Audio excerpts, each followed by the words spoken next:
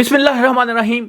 मुअज़्ज़ज़ ख़वातीन हज़रात, सुहेल वड़ाइच साहब हंगामा बपा करते रहते हैं और एक हंगामा उन्होंने ताज़ा ये बपा किया है कि उन्होंने फील्ड मार्शल का इंटरव्यू जो है वो शाया किया है। इंटरव्यू नहीं शाया किया, एक कॉलम लिखा है जो बहुत पढ़ा गया है। एक हफ़्ते के बाद आर्मी के जो तर्जुमान हैं, ISPR के चीफ़ हैं, उन्होंने इसकी तरदीद की है कि ऐसा इंटरव्यू नहीं हुआ। बहरहाल ब्रसेल्स में ये मुलाकात दोनों की होती है, वो तस्वीरें भी मौजूद हैं, जो फील्ड मार्शल की जो तकरीर है वो भी आई है। तो बज़ाहिर ऐसा लगता है कि ये चीज़ें, ये कोई मिक्स सा मामला है कि एक किसी हद तक सुहेल वड़ाइच साहब भी दुरुस्त हैं और जो हमारे चौधरी शरीफ साहब हैं जो स्पोक्स पर्सन हैं वो भी गलत नहीं है। वो इस तरह से कि कुछ हिस्सा तो उस इंटरव्यू में वो नज़र आता है जो उन्होंने तकरीर फील्ड मार्शल ने की और उसमें से लिया गया है। कुछ हिस्सा जो है वो कुछ बातें भी हुई हो सकती हैं कि जिनको बाद में उन्होंने उसका इंटरव्यू की एक सूरत दी, क्योंकि बाकायदा इंटरव्यू नहीं ये लिखा, उन्होंने एक कॉलम लिखा। कॉलम ज़ाहिर है वो तासराती सा होता है। लेकिन इससे मैं आज आपसे बात ये नहीं करने जा रहा कि सुहेल वड़ाइच साहब ने क्या लिखा। आज मैं आपसे एक और बड़ी दिलचस्प बात करने जा रहा हूँ। बहुत सी तारीख़ में वक्त ऐसे आते हैं जब जो मुतलका लीडर होते हैं, जो रहनुमा होते हैं, उन्हें जो है वो तरदीद करनी पड़ती है। और बाद औक़ात ऐसे होता है कि जर्नलिस्ट जो हैं, बेशुमार जर्नलिस्ट जो हैं, वो ऐसे भी करते हैं कि वो स्टोरी जो है वो बिल्कुल होती नहीं है और वो दे देते हैं। जैसे वाशिंगटन पोस्ट का एक रिपोर्टर था, उसने एक ख़बर दे दी थी कि एक बहुत छोटा सा बच्चा है जो हीरोइन एडिक्ट है और उसके साथ ये है, तो उस पर उसको बहुत बड़ा प्राइज़ जो है वो भी मिला अमेरिका का। लेकिन बाद में पता चला वो स्टोरी गलत है। और इनक्यूबेटर की स्टोरी भी बड़ी मशहूर हुई। कहा जाता है कि जो पहली गल्फ़ वार है वो इसकी वजह से हुई। उसमें यह था कि कुवैत में एक बच्ची ने कहा कि मेरे सामने जो सद्दाम हुसैन के फ़ौजी आए हैं, उन्होंने इनक्यूबेटर में से बच्चों को निकाला है और फ़र्श पे फेंक दिया है और वो सारे बच्चे तड़प तड़प के मर गए हैं। और इनक्यूबेटर जो हैं वो सद्दाम हुसैन के जो फ़ौजी हैं उन्होंने बगदाद पहुंचा दिए हैं। बाद में ये पता चला कि ये स्टोरी जो है ये बिल्कुल गलत थी। हालांकि उस वक्त इस स्टोरी ने बहुत बड़ा हंगामा पैदा किया। अच्छा, बात अजीब सी है, जर्नलिस्टों के मसाइल भी होते हैं, लीडरों के मसाइल भी होते हैं। और आज मैं आपसे जो बात करने जा रहा हूँ, पाकिस्तानी तारीख़ की एक बहुत अहम स्टोरी की बात करने जा रहा हूँ जिसने एक हंगामा बपा कर दिया। बाद वक़्त मैं सोचता हूँ तो कि ये बहुत अहम तरीन स्टोरी है पाकिस्तान की सहाफ़त की और पाकिस्तान की तारीख़ की। और ये स्टोरी किसने लिखी थी? ये स्टोरी थी, एक इंटरव्यू था जुल्फ़िकार अली भुट्टो का, वो किया था। और ओरियाना फलाशी जो हैं वो बड़ी मारूफ इटालियन जर्नलिस्ट थी। इंतकाल उनका बाद में न्यूयॉर्क में हुआ, वो अमेरिका में मुकीम रहीं। तो उन्होंने एक इंटरव्यू किया था भुट्टो का। लेकिन भुट्टो से पहले उन्होंने बहुत से और लोगों के इंटरव्यू भी किए थे। इमाम ख़ुमैनी का एक इंटरव्यू किया था, उसमें बड़ा हंगामा बपा किया था। वो चादर में उन्होंने वो गई थी और उसने इमाम ख़ुमैनी के सामने चादर जो है वो फेंक दी, फेंकी थी। और फिर उसने ये भी एक सवाल किया था कि क्या औरत को बेवफाई की सज़ा ये मिलनी चाहिए कि उसे कत्ल कर दिया जाए। इसी तरह से उसने यासिर अरफ़ात का इंटरव्यू किया था, उसने इंदिरा गांधी का इंटरव्यू किया था, उसने शाह ईरान का एक ज़माने में इंटरव्यू किया था। इंटरव्यू विद हिस्ट्री उसकी किताब है जो आज भी जर्नलिस्ट के जो स्टूडेंट्स हैं जर्नलिज्म के, उनके लिए वो एक रेफरेंस है। और उस जैसी खातून जो है वो शायद दोबारा जर्नलिज्म में पैदा नहीं हुई। वो कहती थी कि मैं हर उस जगह होती हूँ, यहाँ आदमी का मुक़द्दर जो है मुसीबतों में होता है। मैं ढाका में होती हूँ, मैं हनोई में होती हूँ, मैं दुनिया के दूसरे जगहों पे होती हूँ। भुट्टो का जो इंटरव्यू उसने किया, भुट्टो की वो बड़ी फ़ैन थी। मुझे इसलिए कहना चाहिए कि जब उसने हेनरी किसिंजर से कहा कि मैं इंटरव्यू करना है, तो हेनरी किसिंजर ने उसका इंटरव्यू किया। तो हेनरी किसिंजर ने ओरियाना फलासी से पूछा कि तुमने इतने इंटरव्यू किए हैं, बताओ किस शख्स से तुम सबसे ज़्यादा मुतासर हुई हो? तो उसने कहा ज़ेड भुट्टो ऑफ पाकिस्तान। और इस पे हेनरी किसिंजर ने कहा वेरी ब्रिलियंट, वेरी इंटेलिजेंट। तो वो अपनी जो किताब है इंटरव्यू विद हिस्ट्री, उसमें वो वाक़या बयान करती हैं कि भुट्टो की तरफ से उसे दावत मिली कि वो पाकिस्तान आएँ और वो उनसे मिलना चाहते हैं। तो ओरियाना ने लिखा है कि जब ये मुझे दावत मिली तो उस वक्त मैंने इंदिरा गांधी का इंटरव्यू किया था और उसमें मैंने उसको एक बड़ी ज़बरदस्त औरत के तौर पे पेश किया था। मेरा पहला ख्याल ये था कि शायद भुट्टो जो हैं वो इस इंटरव्यू से जो मैंने इंदिरा गांधी का लिखा है और बहुत नाराज़ हैं, क्योंकि कुछ स्टोरीज़ उस वक्त वेस्ट में भुट्टो के गुस्से और गज़ब और इंतकाम की भी चल रही थी। तो शायद मुझे वो जो है वो वहाँ बुलवा के मारना चाहते हैं। फिर मैंने सोचा कि नहीं, उसकी एक शोहरत जो है वो एक जेंटलमैन की भी है, तो वो मेरे साथ ऐसे नहीं करेंगे। और दूसरी जो बात उसने कही कि हो सकता है कि ये वो मुझे मेरे ज़रिए को इंदिरा गांधी को पैगाम देना चाहती हूँ। फिर मैंने सोचा कि वो उसके पास स्विस डिप्लोमेट्स हैं, रशियन डिप्लोमेट्स हैं, अगर कोई उन्होंने पैगाम देना है तो उनको इस्तेमाल किया जा सकता है, मेरी ज़रूरत नहीं है। लेकिन बहरहाल उसने दावत कबूल कर ली और पता ये चला कि भुट्टो साहब जो हैं वो उसे इंटरव्यू देना चाहते हैं। तो ओरियाना ने ये कहा कि मैं, एक तो ये कि कोई कर्टसी नहीं होगी, कोर्स में मेरे इंटरव्यू में खुशामद नहीं होगी, और आप मुझे डिक्टेट नहीं करेंगे कि मैं क्या करूँगी, मैं उसी तरह से आपका इंटरव्यू करूँगी जैसे मैंने दूसरे लोगों के इंटरव्यूज़ किए हैं, और उसमें अग्रेशन भी हो सकती, सब कुछ हो सकती। भुट्टो ने कहा ओके डन, ऑल राइट, कोई मसला नहीं।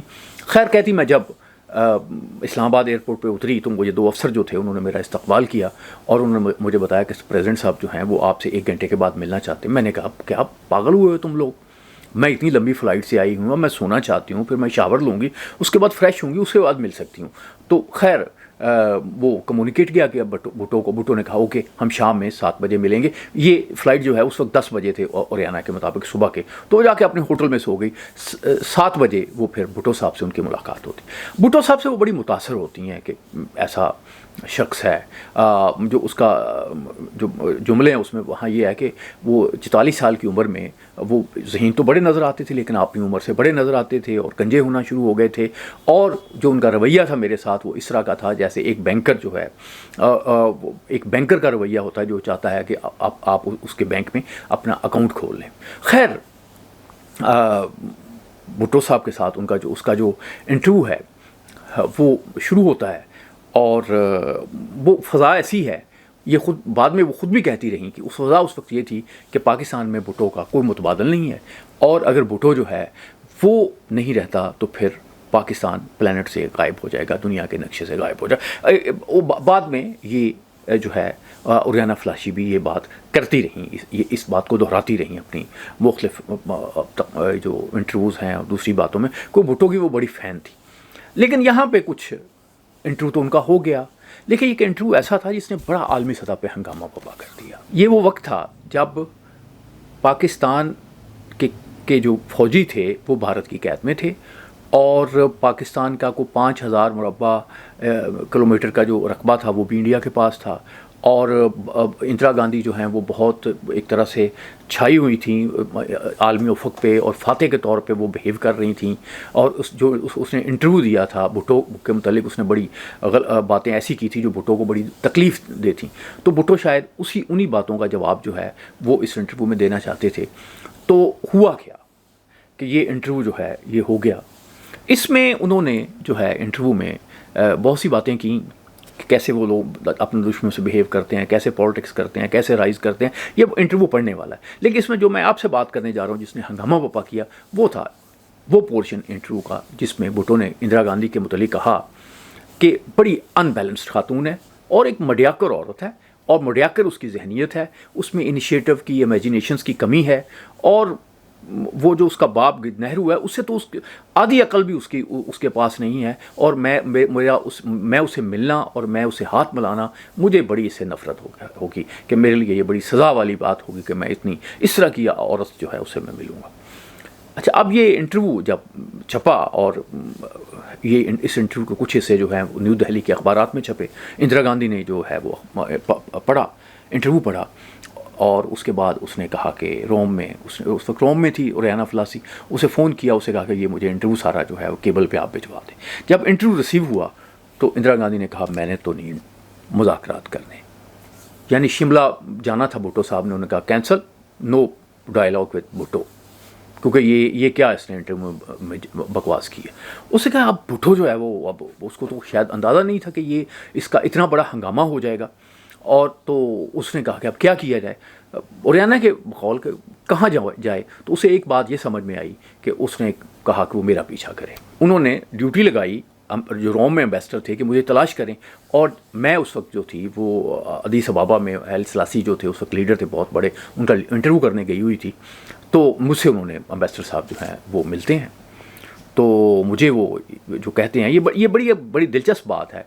वो ये कहते हैं कि आप ऐसे करें कि आप एक मज़मून लिखें, उसमें ये कहें कि आपकी भुट्टो साहब से कोई मुलाकात नहीं हुई थी, ये जो आपने सवाल जवाब किए थे ये आपने खुद ही इन्वेंट किए थे, खुद ही ये ख्वाब देखा था, और ख़ुद ही आपने जो जवाब लिखे थे, और ख़ास तौर पे उसमें उस इंटरव्यू में जो वो हिस्सा है जिसमें आपने इंदिरा गांधी के मतलब कहा है उसके मतलब करें। कहता पहले तो जब उसने ये बात की एम्बेसडर ने तो मैंने उसकी शक्ल हैरत से देखी। मैंने कहा कि आप क्या कह रहे हैं? तो उसने दोबारा बताया कि हम ये चाहते हैं कि आप इस इंटरव्यू से इनकार कर दें और इसको ये समझें कि ये आपकी इमेजिनेशन थी, आपकी इन्वेंशन थी, इसका हम भुट्टो से कोई ताल्लुक़ नहीं था। उसने कहा तुम क्या बकवास कर रहे हो? वो थोड़ा सख्त हुई। उसने कहा मैडम 600 जो मिलियन लोग हैं उनकी ज़िंदगियाँ जो हैं वो आपके हाथों में हैं। कहता मैंने कहा अजीब बेवकूफ़ आदमी हो, मेरे हाथ इतने बड़े तो नहीं है कि मैं 600 मिलियन बंदे जो हैं वो उठा सकूं, तुम इस तरह की बात क्यों करते हो? खैर कहती मैंने वो अपनी क्वेश्चन जो रिपीट करते रहे, मैंने उसको धत्कार दिया और मैंने इंसल्टिंग बिहेवियर से उसको भिजवा दिया। क्योंकि मेरी ज़िंदगी में ये पहली दफ़ा ऐसे हुआ था कि कोई शख्स इंटरव्यू के बाद ये बात कह रहा है कि आप उस इंटरव्यू से ही इनकार कर दो। खैर कहती कि ऐसा नहीं हुआ कि भुट्टो ने मेरी जान छोड़ दी हो। मैं यहाँ भी जाती थी, कोई बहुत अहम बंदा, कोई अहम पाकिस्तानी मुझे मिलता था और रिक्वेस्ट करता था मैडम 600 मिलियन जो लोग हैं उनकी ज़िंदगियों का सवाल है।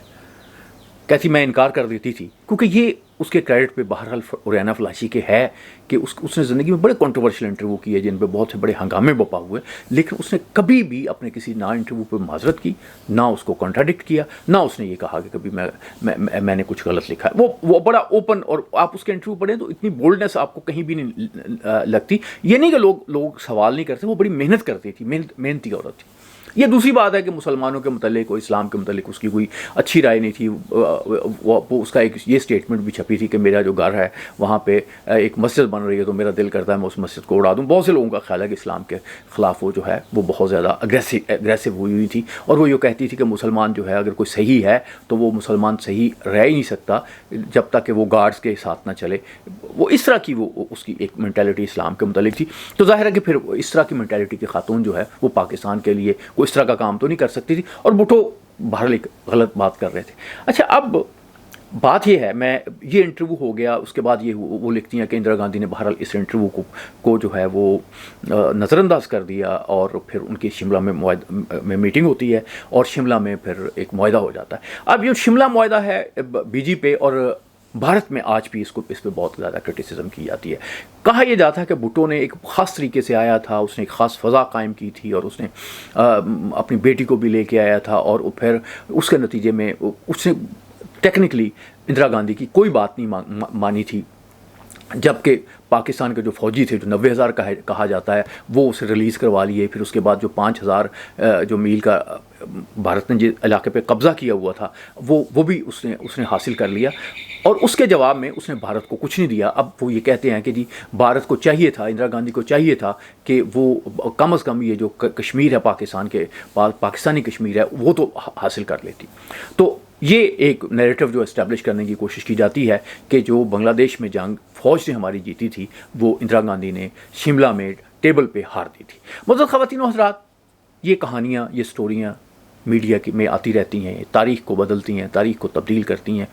भुट्टो ने कभी इस इंटरव्यू के मतलब कोई ऐसी बात नहीं की, लेकिन मुझे बाद औक़ात शुबा होता है कि ये भुट्टो का सारा प्लान था उसको इंटरव्यू के लिए बुलाना, फिर उसके इंदिरा गांधी के मतलब ख़ास तौर पे वो जुमले कहने, फिर उसके बाद वो सारी चीज़ें करनी और फिर एक फ़ज़ा बनानी, क्योंकि वो बहुत गैर मामूली इंटेलिजेंट आदमी था। क्योंकि आप देखें ना कि पाकिस्तान के एटमी प्रोग्राम को बनाने के लिए उन्होंने एटम बम बनाने का काम तो डॉक्टर अब्दुल कदीर खान के सुपुर्द कर दिया, लेकिन फ्रांस से रीप्रोसेसिंग प्लांट का मुआहदा कर लिया, अमेरिका से के रौला हो गया, वो स्टोरी खुद दे दी। तो भुट्टो इस तरह के काम करते रहते थे कि वो एक काम करते थे और रिजल्ट्स कहीं और क्रिएट करते थे। लेकिन बहरहाल भुट्टो ने जो शिमला मुआहदा किया और वो उनकी बहुत बड़ी ज़बरदस्त कामयाबी थी, और ये उनकी जो बहुत ज़्यादा जहानत है, बहुत ज़्यादा जो उनकी फतानत है, ये उसकी एक दलील है।